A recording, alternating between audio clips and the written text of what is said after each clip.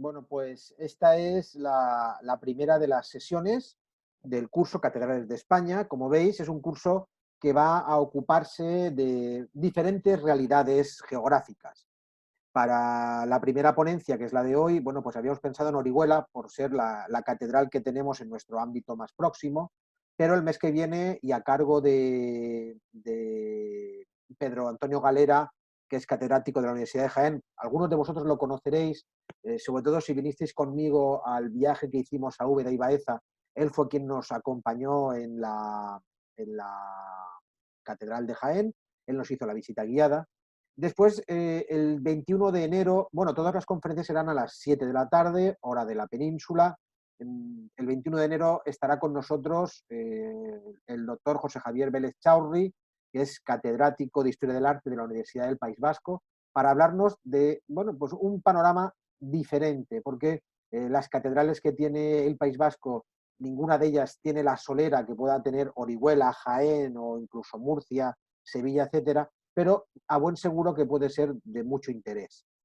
El 18 de febrero, aunque en realidad esta fecha ha cambiado y a medida que se acerque cada conferencia se recordará, porque esta conferencia ha pasado al 25 de febrero, estará con nosotros el doctor Juan Alejandro Lorenzo Lima, que es un gran estudioso de todo lo que tenga que ver con las Islas Canarias, él es canario, y bueno, pues tuve la oportunidad de conocerlo y su trabajo, que es ciertamente impecable, bueno, pues le ha valido estar en este ciclo. El 25 de marzo estará con nosotros el doctor Germán Ramallo, a quien algunos de vosotros también conoceréis. Él es catedrático emérito de Historia del Arte de la Universidad de Murcia. Es una gran personalidad dentro del mundo del arte. Ha estado en tierras alicantinas en varias ocasiones. Nos acompañó en un curso que hicimos en la sede para hablarnos de las fachadas de las catedrales durante el barroco, una, una ponencia realmente curiosa.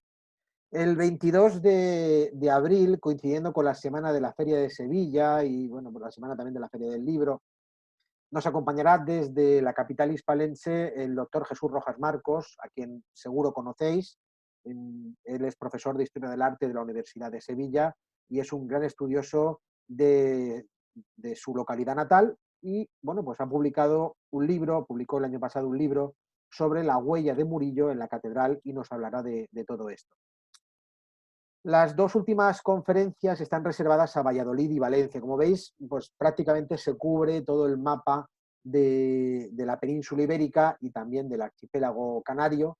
Se cubre el mapa con Valladolid como representante de esa Castilla vieja, con una ponencia a cargo del doctor José Ignacio Hernández Redondo, quien ha sido hasta hace poco tiempo conservador jefe del Museo Nacional de Escultura, y acabaremos el 17 de junio, ya con el rigor del calor alicantino de junio, acabaremos con el doctor Jaime Sancho Andreu, que es, además de rector de la Basílica de los Desamparados de Valencia, pues es el delegado de patrimonio de la Archidiócesis de Valencia, una persona que conoce muy bien la Catedral de Valencia, que conoce muy bien sus obras de arte y nos hablará sobre la Catedral de Valencia como principio y final del Santo Cáliz.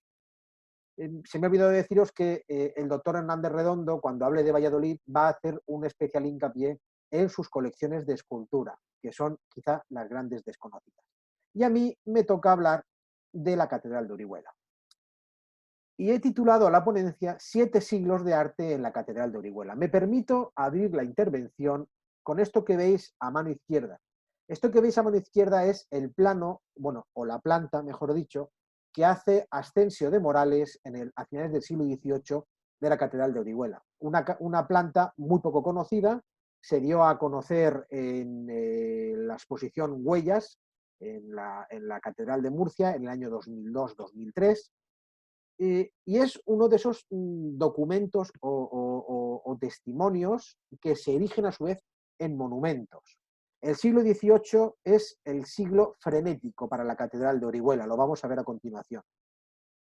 Vamos a ver que es el siglo donde se están haciendo o donde se están terminando las obras muebles, donde se encarga el coro, pero también todas esas obras que son de cuño barroco, pues van a ser transformadas, van a ser atemperadas con la irrupción de una manera, bueno, sibilina del clasicismo en la Capilla de la Comunión, como veremos después.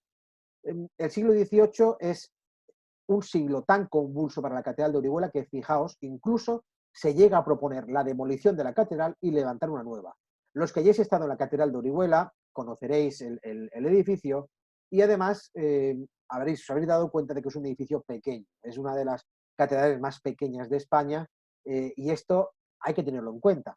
Hay que tenerlo en cuenta, pero todo tiene un porqué. Fijaos, la Catedral de Orihuela o cualquier catedral, por norma general, no son iglesias de la congregación, es decir, no son iglesias pensadas para albergar un gran número de fieles, un gran número de feligreses, sino que las catedrales son iglesias de su cabildo. Este extremo se hace especialmente visible en la Catedral de Orihuela, donde el espacio reducido para el público es limitado y donde el protagonismo está acaparado por un eje muy importante, que lo veremos después, que es capilla mayor y coro. El coro, en realidad, es la esencia, es el sentido de la Catedral de Orihuela y de cualquier catedral. Además, un coro ubicado en el centro de la nave, embarazando la visión, como es normal, pero ese es el modo hispánico de los coros. Bien, pues empecemos a hablar. Esta es la planta que hace Vicente Lampérez a principios del siglo XX, en donde se refleja muy bien la planta de la Catedral de Orihuela. Mirad, se adivina muy fácilmente. Este es el altar mayor, este es el coro, todo está cubierto por bóvedas de crucería, como estáis viendo, según se señalan estos nervios. Aquí tenemos una tanda de capillas laterales, aquí tenemos otra tanda de capillas laterales, algunas de ellas cubiertas por bóvedas de crucería como estas, pero otras cubiertas por bóvedas de cañón, como veremos después. Y es que la catedral, a estas alturas, en estos flancos, hubo de ser reconstruida durante los años del Renacimiento. Presbiterio, una girola que está acompañada a lo largo de su recorrido por otras capillas, y aquí, digamos, la última creación, la Capilla de la Comunión, que será ya de estirpe clasicista. Bien, veamos algunas cosas. Siempre es llamativo, vuelvo a poner la cámara, siempre es llamativo ver esta visión de la Catedral de Orihuela. ¿Por qué? Por varias cosas. La primera de todos, por esta gran mole de torre campanario, que seguro puede recordaros a un alminar, a un minarete de una mezquita. No en vano, el solar que ocupa actualmente el edificio de la Catedral de Orihuela estuvo ocupado por la mezquita musulmana, es decir, la mezquita Aljama estuvo ahí en tiempos de la Alta Edad Media, hasta el año de la Reconquista, que se produce a esos años centrales del siglo XIII. Ese sería un hecho que es llamativo. Fijaos, me estoy remontando al siglo XIII, pero es que hay otro hecho llamativo. Aquí se produce una pared, una intromisión de una pared, como estáis viendo, de la que asoma un rosetón, y luego tenemos un gran paño de pared en donde hay una portada que queda más o menos en el centro de la composición. De hecho, si levantáramos aquí una torre, tendríamos una composición simétrica. Pero es una portada, no sé si he traído, sí, exactamente, aquí se ve mucho mejor. Pero es una portada rara. Es una portada rara, ¿por qué? Porque la portada es una portada que encaja plenamente con ese gótico mediterráneo, con ese gótico que se hace a partir del siglo XIV, esas grandes arquivoltas de arcos apuntados, pero fijaos, hay un pequeño detalle que nos está indicando una idea que no puede pasar desapercibida. Mirad, este arco polilobulado rematado por mocárabes, es decir, estas puntas que veis aquí son como pequeños mocárabes, esto es un recuerdo directo de la mezquita musulmana. O sea, y la pregunta, cuando yo he ido siempre a visitar la Catedral de Orihuela, y a lo mejor algunos de vosotros me habéis acompañado, la pregunta que me hago siempre es la misma. ¿Será esta la puerta de acceso a la mezquita, aunque fuese trasladada? No me importa. Porque todo tiene pinta de decir, aquí no hay ninguna iconografía alusiva al cristianismo, ningún Cristo en majestad, ninguna Virgen Teotocos, no hay nada que nos esté indicando que es un edificio cristiano. Es simplemente una solución de arquivoltas y de jambas, de las arquivoltas que tienen su continuidad de las jambas, y luego ese arco que está enmarcando inmediatamente el acceso, hecho polilobulado, rematado por mocárabes, como típicamente podría ser un arco almohade. Es decir, esos son interrogantes que voy a ir poniendo aquí sobre esta mesa y que, bueno, si después queréis, podemos discutir en el turno de preguntas. La tercera cosa que es llamativa, es este paño de pared entrometido ahí, con un rosetón. O sea, es que a lo mejor, y hay que tener en cuenta una cosa, es que el proceso constructivo, el proceso edilicio de la Catedral de Orihuela está sin estudiar. Parece mentira que con la cantidad de historiadores del arte que bueno, se dan y que son de la provincia de Alicante, y muchos de ellos de Orihuela, no se haya hecho una monografía sobre este importante templo. Importante templo no solamente por su edificio y por sus soluciones arquitectónicas, que son verdaderamente impresionantes, sino porque es un contenedor muy bello de un gran número de obras de arte. Bien, es decir, esa pared que queda ahí entrometida, ¿eso qué es? Bien, al final lo que tenemos, bueno, pues es un montón de cosas. Mirad, esto es una portada, estoy planteando interrogantes y simplemente lo que voy a hacer a lo largo de toda esta exposición es abrir interrogantes, picar un poco vuestra curiosidad y después que en el coloquio podamos intercambiar ideas o que me digáis vuestra impresión. Bien, esta puerta es la puerta que se denomina de Loreto. Es puerta de crucero del brazo del Evangelio, o sea que digamos mira a la calle de la feria, y luego está la calle Mayor, que es a donde mira la portada de la Anunciación, una portada renacentista que veremos a continuación. Bien, aquí tenemos una portada gótica que quizá podríamos decir que sí que es más ortodoxa, sobre todo por la disposición de estas figuritas de cabeza a pie, cabeza a pie, cabeza a pie, cabeza a pie, simplemente separadas por pequeños doseletes, en jambas, como es habitual en el gótico del siglo XV. Hay que tener en cuenta que el gótico es un estilo muy importante, no solo en la península ibérica, no solo a nivel general, sino de un modo muy específico en el Reino de Valencia, o la Corona de Aragón, como queráis. Eso explica que el gótico perviviera muchísimo. Hay edificios a mediados del siglo XVI, cuando el Renacimiento lleva en Italia siglo y medio, hay edificios en el siglo XVI en la provincia de Alicante que se están levantando en estilo gótico. Y un ejemplo de ello lo tenemos, por ejemplo, en Santa María de Alicante o la iglesia de Santiago de Orihuela. Fijaos, y esto no es una incoherencia, simplemente es que la querencia del Reino de Valencia, de la Corona de Aragón, al gótico es total. Y además, con el tiempo, se va a asimilar como estilo oficial de la Iglesia como institución. Bien, aquí lo que tenemos es otra amalgama, otro mix, otros interrogantes.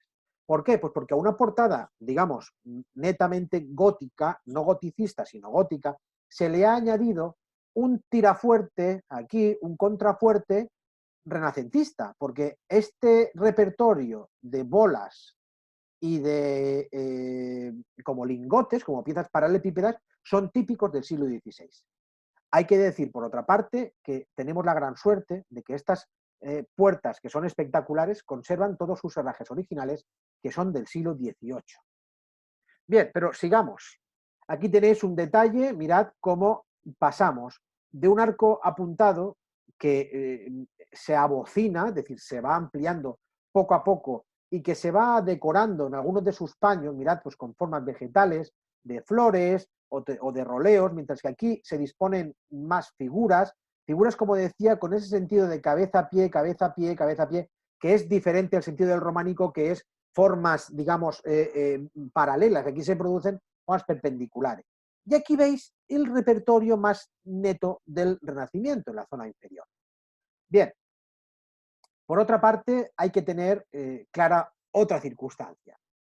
Cuando vemos este claustro, que lo vemos anexo por la parte de la cabecera, este no es el claustro original de la Catedral de Orihuela, ni mucho menos. Es un claustro que se anexiona porque viene de un convento de Orihuela, el convento de Santa Lucía, creo recordar, y entonces se añade aquí porque la catedral no tenía claustro. Y parece ser que una catedral tiene que tener un claustro. Bueno, más que un claustro, la catedral lo que tiene que tener es un coro. Y si hablamos en España, el coro es obligado. ¿Por qué? Pues porque en Centro Europa o en cualquier país europeo, los coros se han suprimido del centro de las naves para que no se interrumpa la visión del altar mayor y concretamente del retablo mayor y su sagrario, y en España no. Es por ello que el coro en España, que además debe estar protegido por reja, igual que el presbiterio, el coro se erige como signo distintivo de la arquitectura catedralicia española. Bien, este es un coro renacentista, un coro que reaprovecha también elementos pues, de la antigüedad, como son esos capiteles, que no es que sean toscos, sino que seguramente serán capiteles alto medievales y que, bueno, pues están dispuestos ahí. Es un claustro de proporciones poco acertadas, y explico por qué. Si os fijáis, la longitud de la columna inferior es mucho mayor que la columna superior y eso le resta airosidad, le resta alegría, le resta optimismo a este conjunto. Bien, sigamos. Pero sin duda, la mayor creación o el mayor, permitid la expresión, disparate de la ingeniería desde el punto de vista de la arquitectura se produce en el interior del edificio. Voy a volver un segundo aquí. Mirad, la Catedral de Orihuela tiene un crucero no enfatizado. Todo el crucero de la Catedral de Orihuela es esto. Todo esto es crucero. O sea, tenemos dos tramos de nave y aquí arranca la cabecera. La cabecera que en realidad también tiene dos tramos. Un tramo y otro tramo. Lo que ocurre es que aquí se configura como una girola. Una girola que, insisto, está acompañada en todo su perímetro por capillas laterales muy profundas, por cierto. Entonces, el problema es el siguiente. Si tenemos un crucero tan ancho, digo, poco enfatizado, porque si os fijáis, el crucero está alineado con las capillas laterales, con estas tandas de capillas laterales. Si tenemos un crucero poco enfatizado, o sea, que realmente no se configura la planta de cruz latina, sino que esto es como una gran bala, como una gran nave, si no se configura esa planta de cruz latina, ¿cómo se puede cubrir el crucero de manera que quede bien? En Pere Conte estaba la respuesta. Pere Conte, que es un arquitecto valenciano del siglo XIV, Pere Conte es el responsable, entre otros muchos edificios, de la Lonja de Valencia, y que, fijaos, estos arcos torsos de aquí, de las bóvedas, seguramente cuando los habéis visto habréis dicho, anda, si esto es la Lonja de Valencia, pues Pere Conte es el responsable de todo este montaje. Es el responsable de cubrir un gran espacio con una bóveda, atención, no apoyada, porque en principio el crucero tenía dos machones aquí, tenía un pilar aquí y otro pilar aquí, que se retiran. Y al retirarse, monta este espectáculo de la ingeniería sin ser apoyado. Es decir, el crucero tiene que ir apoyado aquí y aquí. Hacia abajo, imaginaos dos grandes barras. No se apoya. Queda todo en el aire, queda todo suelto y al final lo que hay es una amalgama, como un cielo estrellado, aprovecha para ubicar esas grandes claves de las bóvedas para meter iconografía. Entonces, digamos que ya desde el propio tipo arquitectónico se está dando a entender que la Catedral de Orihuela es un edificio muy especial. Pero todavía hay más. Quiero daros el dato concreto, por cierto, no quiero errar. En 1549 se hace esta reja. Esta es la reja que cierra el presbiterio. La hace un maestro rejero francés, Andrés Sabanán, que por cierto tenía mucha presencia en Murcia, no en vano, es el que había hecho las rejas, importantes rejas de la catedral, junto con Antón de Viveros. Andrés Sabanán, junto con su hermano Esteban, que como digo eran procedentes de Francia, hacen esta espectacular reja que en todo es una reja narrativa, es como un gran retablo de piedra, pero con un sentido didáctico, catequético y moralizador. Aquí, en un breve espacio hecho con hierro, con chapa calada, chapa dorada al mercurio, en un breve espacio se nos está contando la historia del hombre y además se está mostrando el principio y el final. Vamos por partes, si queréis. Esta fotografía es una fotografía hecha en trasluz, que quizá pues, la podemos ver mejor, pero bueno. En el centro de toda la composición, bueno, está concebida como si fuese un retablo, pero un retablo de hierro. Un retablo con 3 calles, 2 cuerpos. El cuerpo principal solamente tiene como ornamentación estos grandes púlpitos y en las traviesas, en estos grandes barrotes de perfil cuadrado, se están ubicando los repertorios típicos del Renacimiento, trofeos, grutescos, candelieri, putti, triunfos romanos, escudos, etcétera. En el segundo cuerpo solamente tenemos como motivo principal de la iconografía, entre estas bichas, estos elementos fantásticos, que, bueno, por cierto, a los hombres del Renacimiento les encantaba poner, porque estaban inspirados en la antigüedad, pero es que aquí también se abre un debate, porque leyendo esta semana a propósito de los grutescos, muchos historiadores se preguntan a sí mismos si es que el grutesco es un motivo decorativo sin más o es que realmente está escondiendo una lectura simbólica que de momento no se ha desentrañado. El grutesco me estoy refiriendo a esa manera de Candelieri, de Putti, que se hace referencia a esos niños ángeles, a esos bichos, a esos animales fantásticos. Mirad, por ejemplo, pues estas creaciones de monstruos como de dragones, si es que realmente esto es decoración sin más, o si por otro lado está escondiendo una alegoría simbólica.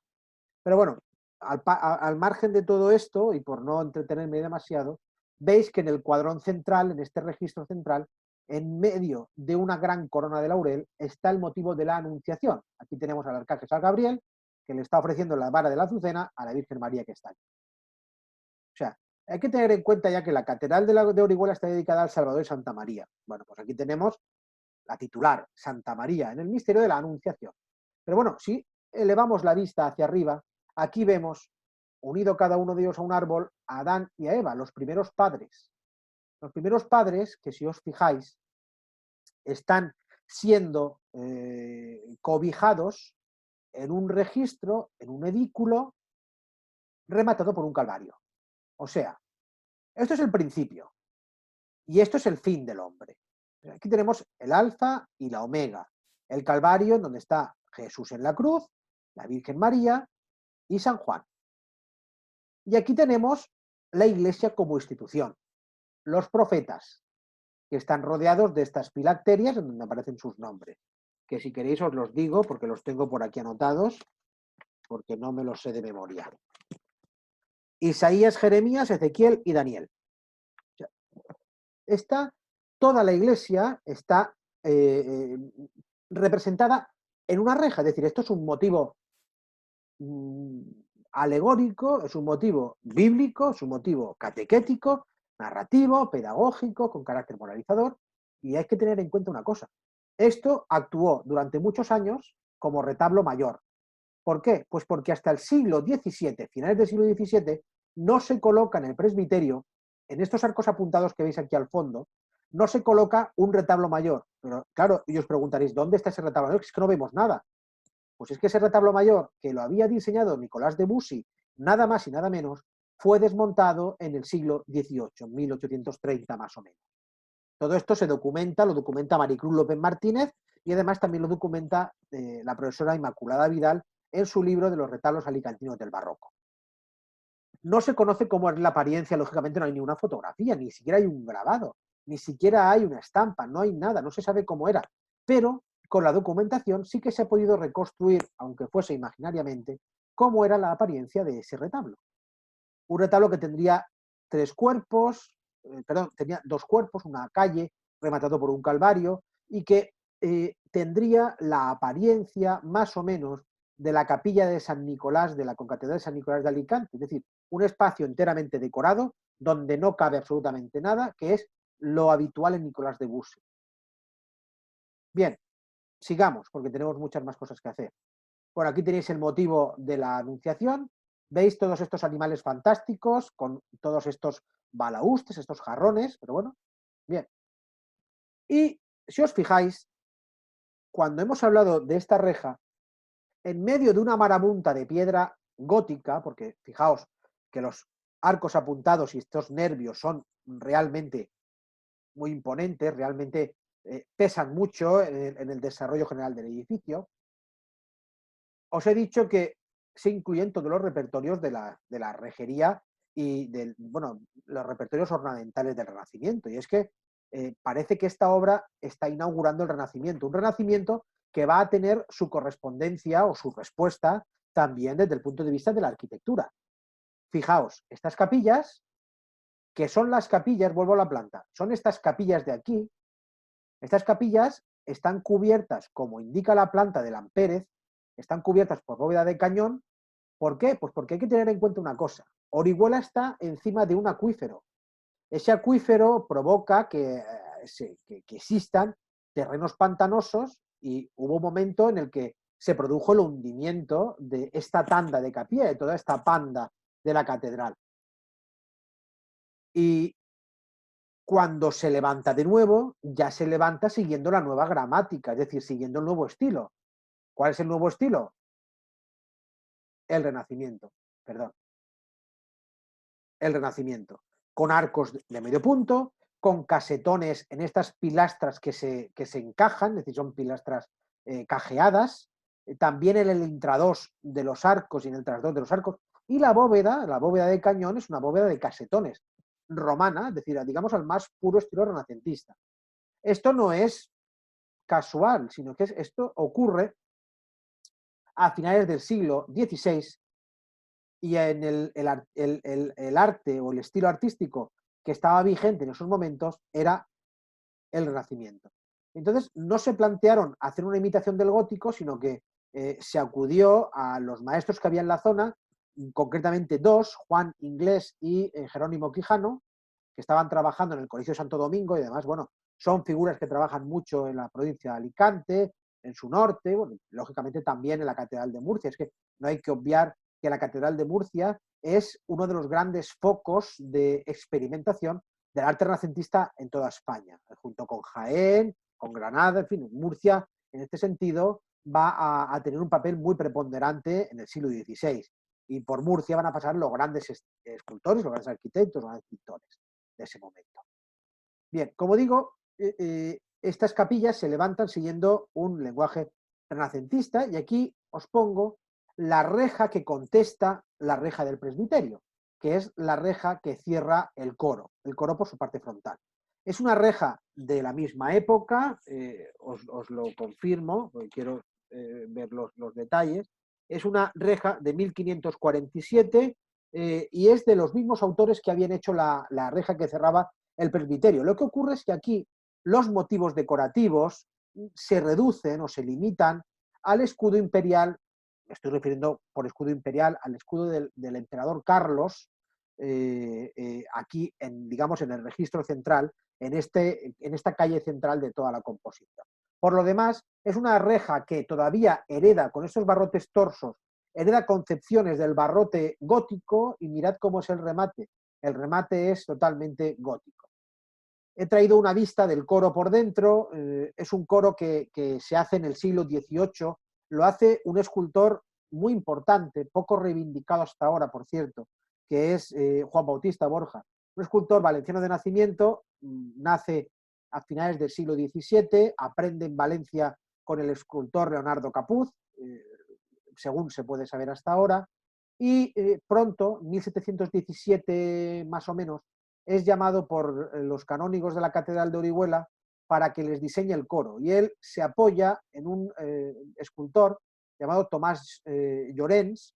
No se sabe si es el mismo que actúa en tantos y tantos sitios, incluso en Alicante. Pero el caso es que estos dos van a hacer un coro interesante, un coro con un despliegue iconográfico total, con escenas del Antiguo y del Nuevo Testamento, algunas de ellas de difícil interpretación.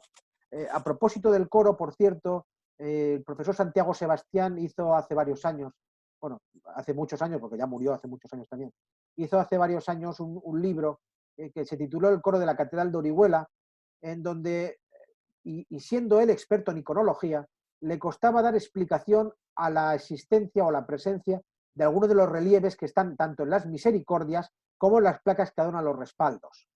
Es un coro noble en madera de nogal, como digo, puesto en el siglo XVIII, para el cual se llega a hacer incluso Mirad, esto es uno de los diseños de modelo que se conserva en Archivo Histórico de Orihuela y que fue dado a conocer, esto es la decapitación del Bautista, fue dado a conocer en la exposición de la UD de las Imágenes del año 3 en Orihuela.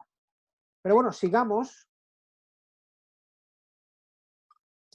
porque tenemos todavía mucho por delante. Y es que el tiempo va pasando y al compás de esas capillas que se habían levantado en orden renacentista en el siglo XVI, como consecuencia de haberse hundido una parte de la catedral por esas zonas pantanosas, se hace esta portada. Esto es una fotografía en blanco y negro, fotografía antes de la guerra. Siempre me gusta poner fotografías en blanco y negro para que se vea cuál era el estado original antes de que pasaran por aquí todas esas barbaries de ignorantes que se cargaron el patrimonio religioso. Y pongo esta portada porque resulta ejemplo de todo lo que es el Renacimiento en España. Mirad, una portada que tradicionalmente se había atribuido a Juan Inglés. Si no recuerdo mal, os pongo la fecha.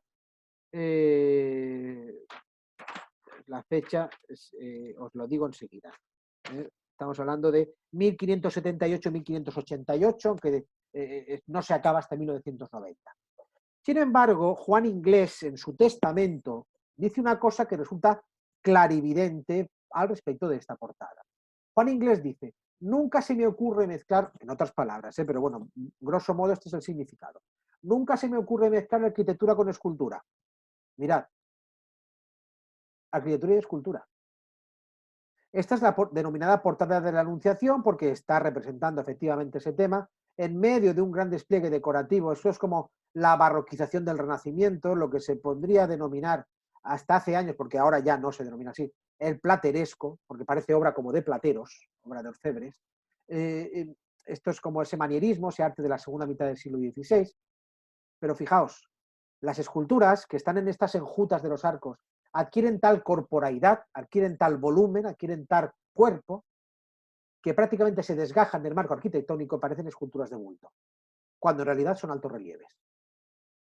O sea, estamos hablando de que aquí se mezcla escultura y arquitectura. Está clarísimo. Por lo tanto, si Juan Inglés dice nunca se me ocurre mezclar arquitectura con escultura, pues esto no será de Juan Inglés. ¿De quién es?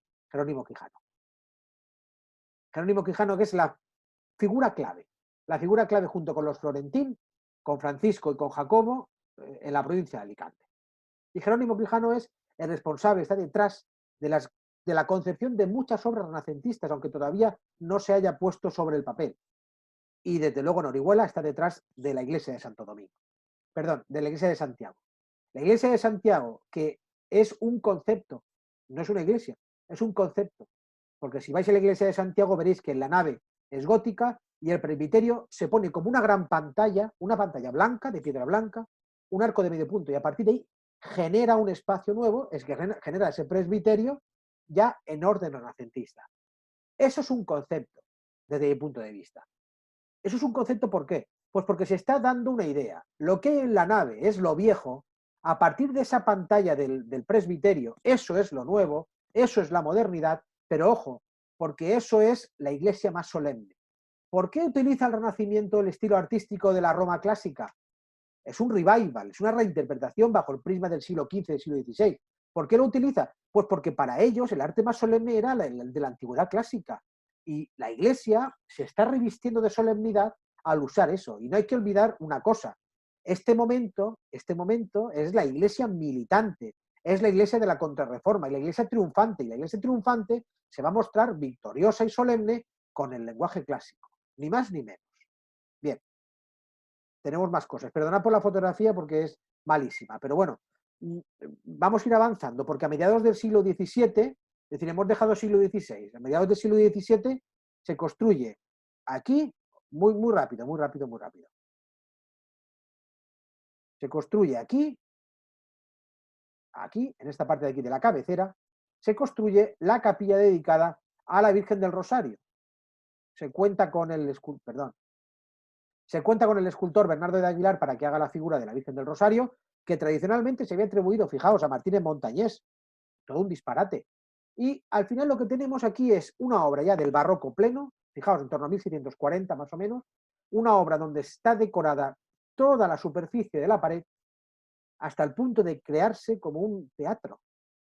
Esto es un plan absolutamente escenográfico, un plan absolutamente teatral. Bien, damos el salto al siglo XVIII, en torno a 1750 más o menos, y bajo la mitra de Juan Elías Gómez de Terán, uno de esos obispos importantes y tampoco puesto de relevancia hasta la fecha, porque es uno de esos obispos constructores que además no paró, construyó muchísimo. Fue el que impulsó el seminario, fue el que impulsó varios palacios episcopales, el de Elche, el de Orihuela, el de Caudete, el de Cos, varios palacios episcopales. Y se dio cuenta de que la catedral de Orihuela era pequeña. Y al darse cuenta, pues pensó primero en una ampliación, pero vio que la ampliación se le quedaba corta y entonces contactó con la Real Academia de San Fernando, de Bellas Artes de San Fernando, de Madrid, y pidió unos planos para una catedral nueva. Fijaos, la catedral iba a ser así, una catedral de 5 naves, mirad, el coro en el centro, un crucero, el presbiterio rodeado de una girola y de una pseudo doble girola, el coro, una nave, otra nave, otra nave, otra nave, la torre y capillas laterales, estancias auxiliares, ya sabéis, sacristía, aula capitular, el vestuario, etc. Afortunadamente para nosotros, aunque a lo mejor este proyecto habría sido estupendo, mirad, no tenía mala pinta. Un proyecto clasicista, como era del gusto de las academias del siglo XVIII, en donde el arte ya pues, se hace prácticamente oficial con el cuño clasicista. Y al final, la iglesia no se derriba, no se demuele, y tenemos este gran complejo. Me gusta mucho poner esta fotografía cuando hablo de la Catedral de Orihuela. Por aquí pasa el río Segura. Esta es la Catedral de Orihuela por aquí, porque se ve la manera de cubrirse las bóvedas. Este es la pared entrometida de la que os hablaba al principio de mi intervención. Aquí tenemos algunos tirantes.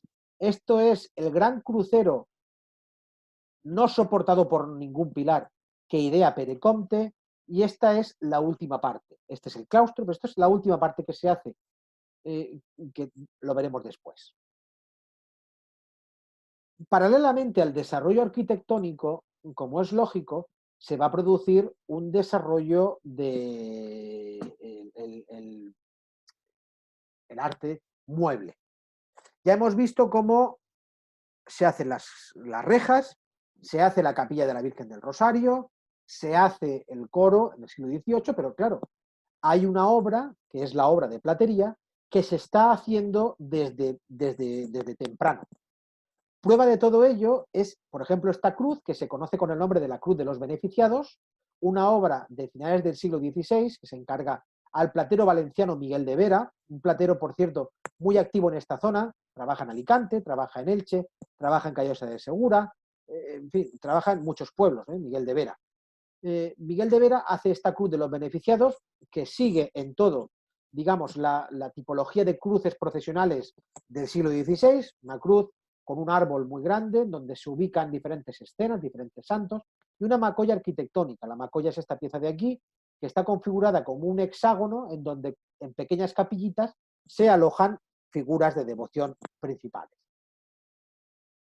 El yerno de Miguel de Vera también es platero. En este caso hablamos del platero genovés Hércules Gargano. Hércules Gargano es un platero que viene de Génova, como acabo de decir, contrae matrimonio con la hija de Miguel de Vera, establece su taller en Orihuela, trabaja para Alicante, es el autor de los relicarios de San Nicolás y San Roque para la concatedral, trabaja para Elche, es el autor de la cruz de la Iglesia del Salvador, todavía se conserva, hablamos de entre 1600, o sea, entre 1599 y 1604, más o menos. Todas estas obras de Orihuela fueron estudiadas en los años 90 por Javier Sánchez Portas, actual director y bibliotecario del Archivo Municipal de Orihuela, y consta por documentación que Hércules Gargano hace esta custodia. Una custodia que está conservada en el aula capitular de la catedral. Hace también Miguel de Vera esta Virgen, esta imagen de la Virgen, que se denomina la Virgen del Cabildo. Como veis, tiene manos de repuesto, con un niño, todo ello en plata sobre dorada, partes con bronce y algunas partes como policromada, como estáis viendo en la imagen. Pero, sin embargo, el mayor derroche de platería lo vamos a encontrar en el siglo XVIII. Eso no significa que durante el siglo XVII no se hicieran cosas. Claro que se hicieron. Lo único que es que la obra del siglo XVII fue sustituida por la obra del siglo XVIII. En torno a 1717 se acude a Toledo, nada más ni nada menos que a Toledo, y concretamente al platero toledano Juan Antonio Domínguez, y se le encarga este espectacular montaje. No los niños que sostienen faroles, que son obra valenciana del último tercio del siglo XVIII. Se encargan las andas y se encarga la custodia. La custodia esto es la carroza, iría encima de la carroza de la procesión del Corpus Christi. Es un derroche espectacular de platería, todo ello está enteramente decorado y además está punzonado. Se conocen todos los detalles del encargo y rematado por la figura de la fe. Para la elaboración de la custodia, que está soportada por 4 ángeles niños, bueno, hay que tener en cuenta que la presencia de los ángeles en cualquier custodia no es de extrañar, porque bueno, pues está sintetizando muy bien las palabras de San Ambrosio, también está sintetizando las palabras de la carta de San Pablo a los tesalonicenses, que dice que a vosotros atribulados daré descanso sobre los ángeles.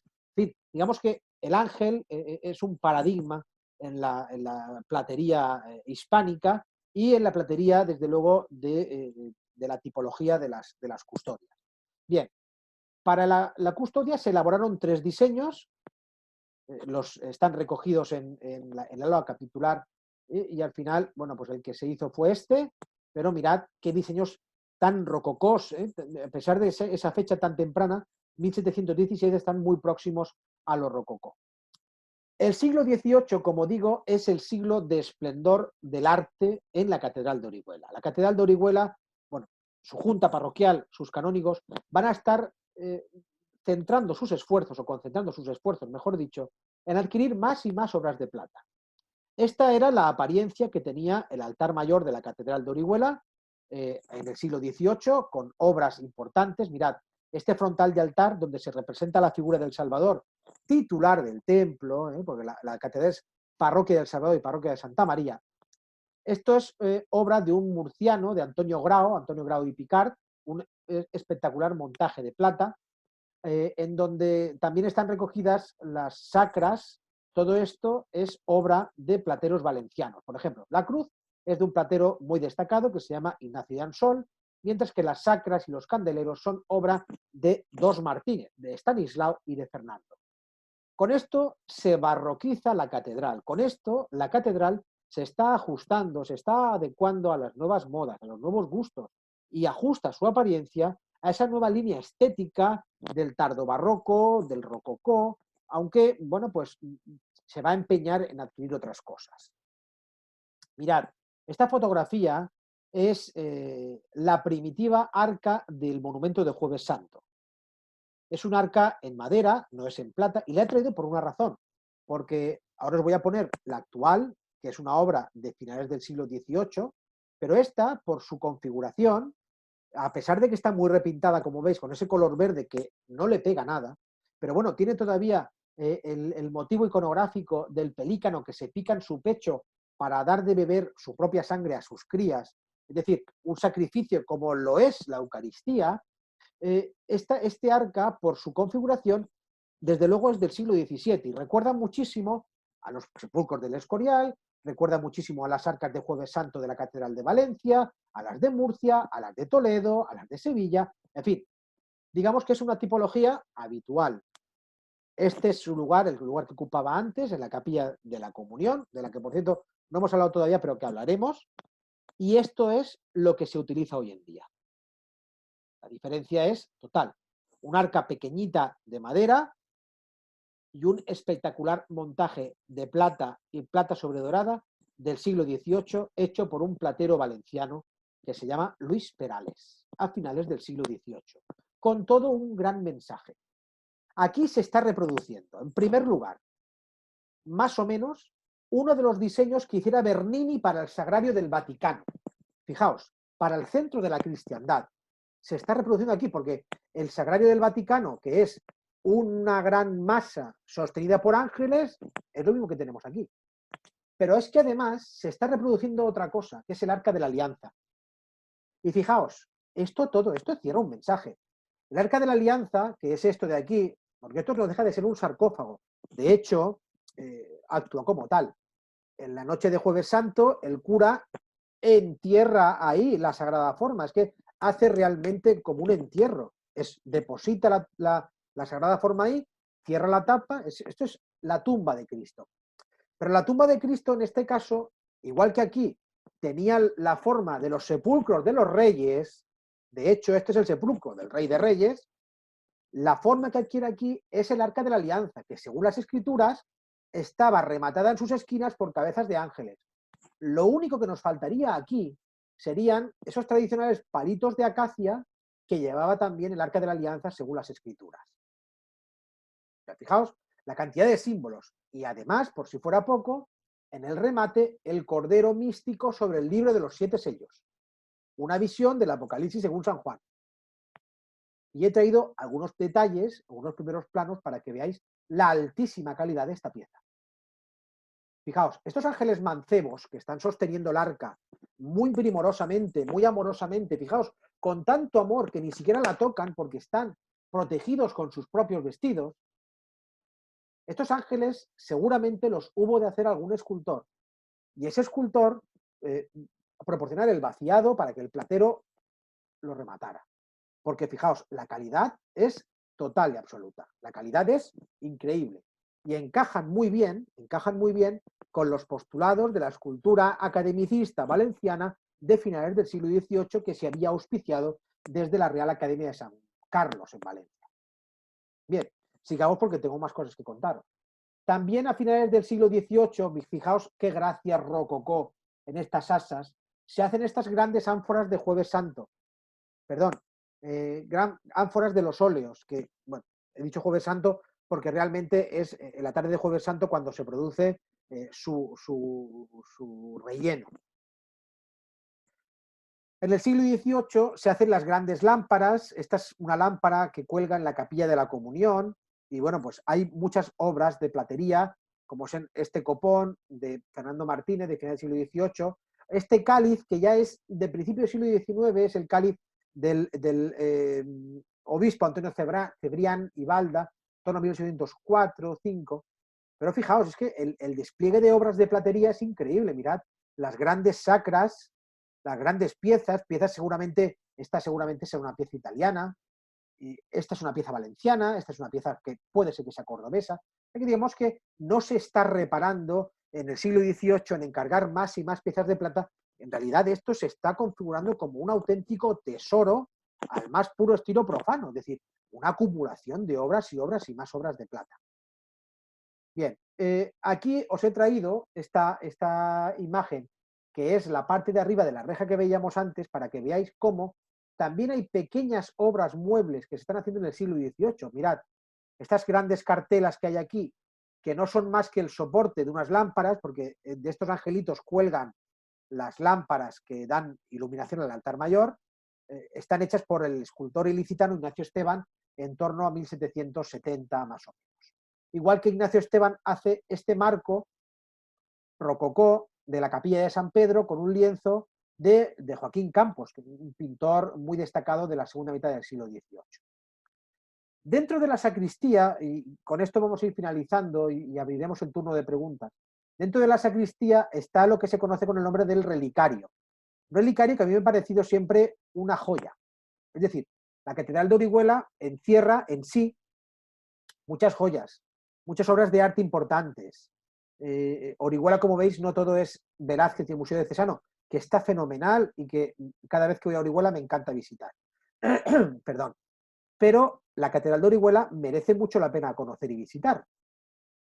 Esta parte está en la sacristía, digamos que está fuera del acceso, fuera de la visita normal, digamos, y es el relicario, un relicario en donde se están poniendo Estas grandes cabezas relicario, tenemos San Ceferino, San Pedro, San Sebastián, San Víctor, aquí tenemos San Vicente, en fin, son relicarios, Santa Severa, Santa Florinda, aquí al final, son relicarios del finales del siglo XVI, hechos por Miguel de Vera y por Hércules Gargano, por su yerno, y os voy a poner algunos detalles.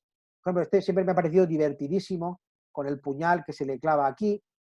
Aquí tenemos San Ceferino, eh, San Vicente Mártir, en fin, pues, aquí tenemos en primer lugar a San Pedro, con sus habituales llaves.